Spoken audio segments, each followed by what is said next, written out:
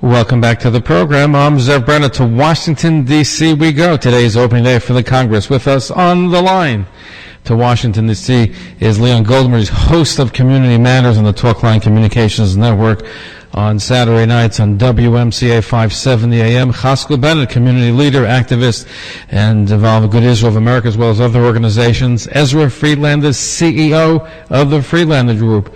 Gentlemen, thank you for being with us. Why did you decide to go to Washington today? Who wants to start off? Chaskel, why don't you take it away? Zev, as you know, as you mentioned before in the opening, today is the opening day of Congress, where congressional members of the Senate, are sworn in for another term. The term begins today. Those who got elected or re-elected to Congress got their swearing in today. And so it's always a very good day and an important day to be on the Hill. It's a day that rookie, freshman members of Congress, people who've never been, have the opportunity to be realizing, some of them realizing their dreams of becoming a Congress member. And so it's a very cordial attitude, a very friendly attitude, a celebratory attitude on the Hill, where you have an opportunity to basically meet every member of the Congress, any member of the Senate. Everybody is here. Nobody is not here. And we are well received here. We have friends. We have people who we've been working with for quite a number of years. And so today was an opportunity for us to celebrate members, some of them like John Faso for the first time, members who got reelected both in the House and in the Senate. So that's why we come to the Hill on opening session of the first of the Congress, which is once every 2 years. So let me ask you this question. It's a changed Congress. What is the mood? Because the country, of course, is torn. What's the mood in Capitol Hill? Leon, what's the mood up there? It's happy. I would say it depends on which side of the aisle you're on. The Republicans are really in a phenomenal mood.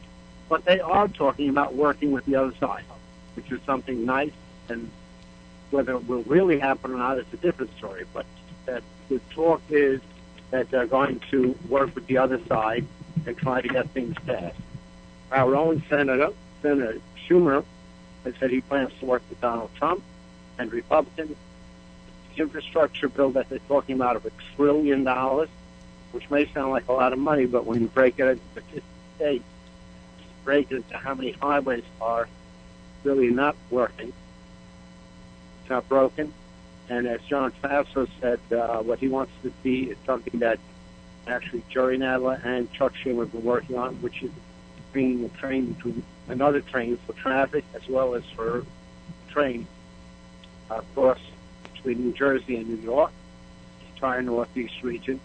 And you realize that everything like Second Avenue subway that just opened up after 50, 60 years of work, countless billions of dollars, then you realize that that's an important issue, and the $1 trillion goes quickly. So there's and on the Israeli side, there's tremendous angst of what the president did. They felt it was totally unfair, uncalled for, and that he really let Israel out to dry. No, unfortunately, that's the feeling that Israel's let out to dry, and even countries such as England have come across that they were upset by the way the whole thing played out, which I know shocked the White House, but unfortunately we're going to see more of this. And January 15th is a day that people are very nervous about upcoming because of the potential of the Paris Peace Conference and damage could be done. There's no question. If I could just jump in here. I spoke to a number of members of the Senate, and in particular two members of the Senate who were really forceful. One was Senator Joni Ernst of Iowa and Senator Ted Cruz of Texas. Senator Cruz in particular is absolutely outraged. I mean, he's always been speaking about how he felt that the Obama White House wasn't treating Israel in the right way. It wasn't a secret as far as he was concerned. But he said he is deeply concerned about more action at the UN before the president leaves office. And they are working currently right now, as Senator Cruz said, on 3 pieces of legislation that directly affect what's happening. And one of those pieces of legislation is going to be to defund, as everybody's been talking about, to defund the United Nations, to defund American support for the Palestinians, and pushing forward a bill, the resolution, to move the embassy to Jerusalem. That is the conversation we had today. That's a conversation that's happening across Washington, both sides of the aisle. Everyone who feels close to Israel is upset at what happened. Obviously, the Republicans are far more angry and in a position currently to try to do something about it. You know, I think it's important, but I don't know if you gentlemen are aware, because I was unaware up until the other day, that not only the United Nations vote to condemn Israel, but they also funded and are funding a committee that's setting up shop to look through every single business and venture in Judea and Samaria, what the world calls the West Bank, and to put that on a blacklist. And that's being funded by the United Nations, by the Security Council. That's something to be defunded. And the fact that the Palestinian Authority has a $300 line item in the budget to support terrorism. Those that commit terrorism get support for life. Their family gets support for life from the Palestinian, the PLO, funded by the PA, funded by American taxpayer dollars, is something which should be defunded. It should be on top of the list. I hope that's on the agenda in Congress. I know that came up in conversations today. Did it come up? Actually, I had I'm sorry. I had this conversation with Cruz along with Chaskel and Leon, and I asked him, when will the legislation be introduced? And he assured me, and he said, literally, as we speak, we are drafting this legislation. So I was very heartened to hear that, and I also asked him, and to just echo what Chaskel just mentioned, if this will be a bipartisan bill, and he said to reach out to Democrats and identify anyone that would like to join him and Senator Lindsey Graham on this important legislation. So I feel that it is very important, and that's why you'll be hearing from me very shortly. We'll be announcing something in connection with the legislation that will be hopefully released by Senators Cruz and Graham pertaining to defunding the UN, because I feel that pressure needs to be applied to the UN in a very significant way, because, money talks, and should the American people urge their representatives in Congress not to fund the United Nations, it will be very difficult for this funding to be continued at the level which most people will be shocked to hear is almost $3 billion. That's a B like a boy. People assume we're talking about several $100 million, but in fact it's close to $3 billion when you calculate the funding that goes towards peacekeeping missions and other related expenses, and that's a very hefty chunk of the total UN budget. So the more pressure that it's applied on the UN, they will get the message, and the anti-Israel rhetoric, action, votes will ultimately be able to be stopped. Not totally, but I am certain that if we do the right thing, I'm confident that we'll be somewhat successful, if not totally, but definitely partially successful. Well, I certainly hope so. Certainly hope so. I want to be very, very clear about one thing, though. I want people to realize that while Congress is taking this upon itself, and will probably pass it, will probably be signed by the new president, President Trump. I don't want to get anybody's hopes on that they're going to actually rescind this resolution. That's something that's highly unlikely to happen. The United States can bring it back to the Security Council, but the reality is that you need 9 countries to vote in favor. And remember, all 14 countries voted against Israel, and in addition to that, there are going to be some changes January 1st. There are some changes actually in the Security Council, where we're getting some countries, 2 additional countries that are very hostile to Israel. So it's not something that, not that $3 billion is not a lot of money, but for somebody to think that because of $3 billion, these countries are now going to vote to rescind that resolution, that will not happen. It will hurt the UN. It will stop some of the other things from happening.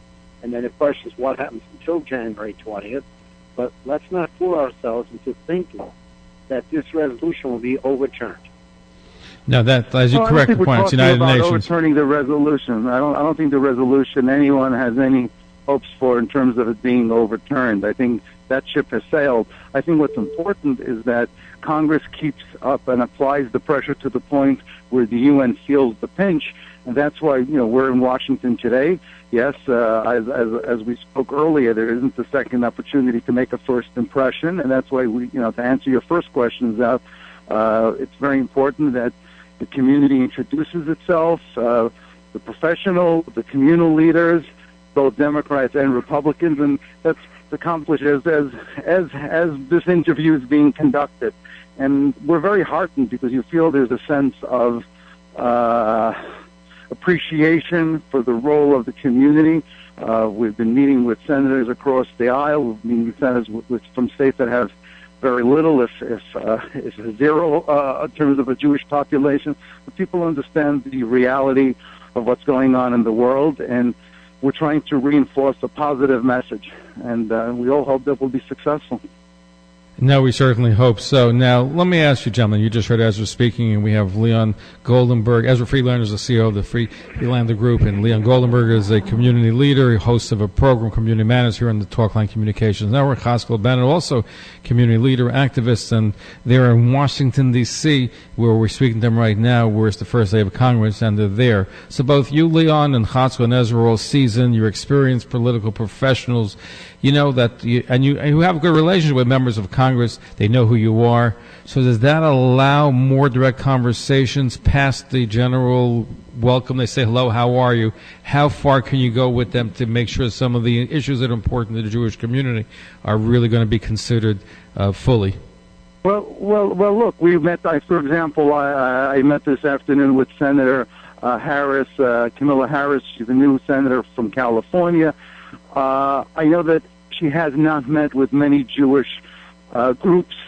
I felt this was an important opportunity to introduce yourself, and that in and of itself is not going to carry the day, but it's an important step. A journey of 1,000 miles begins with one step, and I felt it's important that our presence be felt, and I hope that you go to reinforce your relationships with your friends, and then you recruit new friends, and there's never a good you never should forego an opportunity to do that, and that's why I felt it's important to do that precisely on the first day of session, which, yes, it is every day for members. They're getting sworn in, they're being congratulated by friends and family, but at the end of the day, they remember, and it's a good starting point to establish a close working relationship. Right. They remember who came today, who made the trip to... And I always say, and I'm going to say it again, when the light on your corner is broken and you call the local council to get it fixed, you probably, in his mind, represent 15 people. Why? Because the light's broken and it's affecting everybody on the block. But only one person picked up the phone and actually called the local council to get it fixed. When you go to City Hall and you talk about an issue with local council, then you now represent 1 to 2 to 300 people, because nobody's taking off for an hour or two from his day to go to City Hall. When you go to Albany, you represent more people. When you go to Washington, you represent, nobody really knows, but you're representing at least 2,500 people by going to Washington, because you've taken, as we have, taken the entire day off. We left Brooklyn. We were on a train on 7:30. We left Brooklyn at 6:30. And we're on a train going home now, but we're not going to be home till 7:30. So you've given up on your entire day. You spent money to get there. And so therefore, they recognize that. And they recognize the importance of it. And the importance of coming down on this day to all of these members is really just, hi, how are you? But I'll be talking to you. And they will remember when you call them later about issues. So advocacy is critical. And it works. And not all of it is, and it's hard work. Very hard work. I don't know about you, Chaskel and Ezra, but I'm tired. I'm tired. Yeah, no, it's important, and we thank you. I will say, just Ezra, Zev, I will just reiterate and make 2 points in particular that to bring home what Leon and what Ezra said. Today we met with 2 different members, many members, but in particular 2 stands out to answer your question. I had a conversation with Joni Ernst, as I said before, with the senator from Iowa, and I just told her how my grandmothers are feeling, Holocaust survivors, and how they are feeling so devastated by the UN resolution and America's abstention of the vote. Just devastated. And I made the case to Senator Ernst. I said, they look to someone like you, Senator, who has a voice and who understands what's at stake. And they're looking to hear your voice. And when you make your case, know that thousands and tens of thousands and millions of people are standing behind you. You may not know them, but they're waiting to hear from you. Let me close out with you, Chaskel. I know you're not shy, so let me ask you this. I know to talk to people that are on the same wavelength as you gentlemen are, it's easy to do. You also talk to members of Congress, these issues, who may have a completely different opinion than where you're coming from. How about Tom Kaine? Okay. Yeah, no question. I was just going to say, Senator Tim Kaine today. We had a very. Yeah, let me just interject. I want to talk to Tom about that. But Zev, yes, it gives you a different perspective. For example, we had not a heated exchange, but we had a very frank discussion with Senator Tim Kaine, who basically expressed his discouragement at the lack of progress in the Middle East. So I summarized how I feel. The lack of bold leadership from the Arab world. And I said, look, what the Middle East is lacking today is a Anwar Sadat who traveled to Jerusalem on a Saturday night before commencing negotiations and said, look, we want peace with you. That was close to 40 years ago. We haven't had a Sadat in 40 years. And he understood that, or he at least wanted to understand our perspective. Now I would like Chaskel to close out with how he feels that conversation went. He definitely spoke about, one thing that he spoke about, this is Leon, one thing that he spoke about is the settlements. He went there and he just came back from there and he met with young people and they have lost hope in their political leaders. I think he has to really meet with a lot more people saying there aren't any that have lost hope. Oh, but if you speak to Israelis, you'll find out that young people are supportive of the government's efforts. They really, really are opposed. They do not believe that there's somebody on the other side, and they, to make peace with. And they also don't believe that the settlements are the issue. Not that settlements go build them indiscriminately. I don't agree with that. But at the end of the day, the settlements are not the problem. Until President Obama came in, the settlements were never on the agenda of the Palestinian Authority. They never said, we're not going to meet as long as settlements don't stop. No, very true. Very true. And unfortunately, the administration advanced that perspective, which only emboldened the Palestinians to request that and more.